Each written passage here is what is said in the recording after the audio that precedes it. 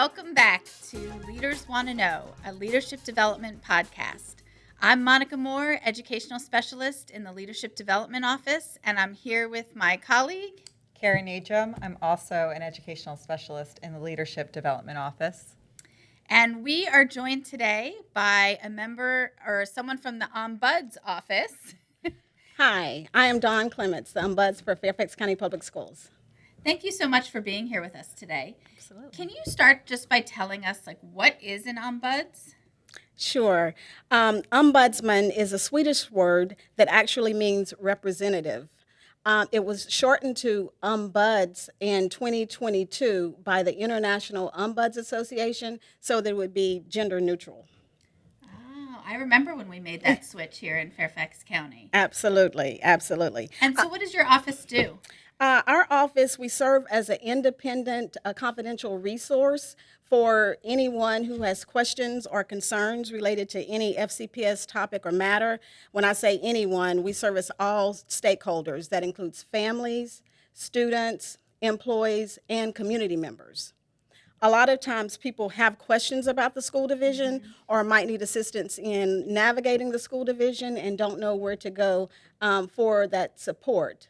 Other times they might have questions about the school division, and we can certainly help out with those. That's a wonderful resource that we offer. So what makes your office different from other offices and departments in Fairfax County Public Schools? So our office aligns to, again, the International Ombuds Association. We follow those principles.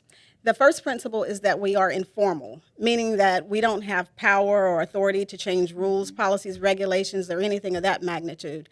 Instead, we work in that informal role. Sometimes it's just a matter of helping people learn more about the division or talking to them possibly about options that they have to get toward their desired outcomes. We're also impartial, so we're not here to take sides one way or another. We are FCPS employees, but we're not here to defend FCPS, and likewise, we don't serve as advocates for our constituents. We're also independent, which allows us to hear topics on any particular matter, and we report to leadership within FCPS. We report to the CXO, the Chief Experience and Engagement Office. And then lastly, we're confidential. So the things that people tell us, we don't go back and divulge. Kind of the exceptions to that, though, we are mandatory reporters. So if someone tells us about child abuse or child neglect or someone being in imminent harm, we are obligated to share those types of concerns. And lastly, we within our office are able to provide informal mediation for our employees that might be involved in some type of peer-to-peer conflict. That's a lot of good information. So if your sessions are confidential, you shared that you report back to the CXO. What are you reporting back if your sessions are confidential? So we report only demographic information, and that information is shared through our annual and quarterly reports. So we just share general information, perhaps like the region that the visitor originated from or works in, or if it's an employee, whether or not they're operational or a school-based administrator, or whether or not they are instructional staff, that type of information. That makes sense. You mentioned that you do some informal mediation with staff. Yes. As a principal, a leader, assistant principal, would I be able to contact you and recommend some staff members for informal mediation? Absolutely. The mediation, though, is voluntary, and it's also confidential. So we ask that the principal kind of share the supports that are available through our office with the employees, just to gauge whether or not they're interested in learning more about the service or actually participating in the service. If the employees indicate that they are, then I reach out to them, again, to give them that information about how we proceed in the process. And if either two people or more people are interested in engaging, then we set up the particulars about when the meeting will happen. Okay. Hopefully it's been successful. Yes. Every year we're getting more and more employees who are willing to participate in our services. That's good. It's such a great service. Besides this wonderful podcast, how are you getting information out to folks about the services that you offer? Well, it's funny you should ask that, Karen.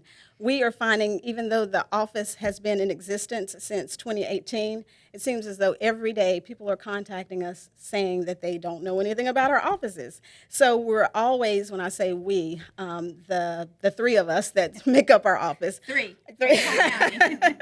are always eager and willing to participate in type of outreach activities. So whether or not it's a community-based outreach or a department or school-based outreach, we are anxious to get the word out, and we even do presentations to staff to give information about our supports and services.